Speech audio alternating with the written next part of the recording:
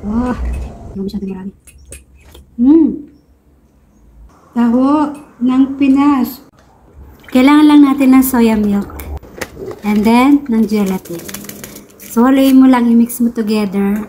Saka mo iluto. Pero huwag mong pakukuluan. Hayaan mo lang in low fire, or medium fire, na mainit siya for 10 minutes. And then, gawa na tayo ng arnibal. So, sa akin, white sugar yung ginamit ko.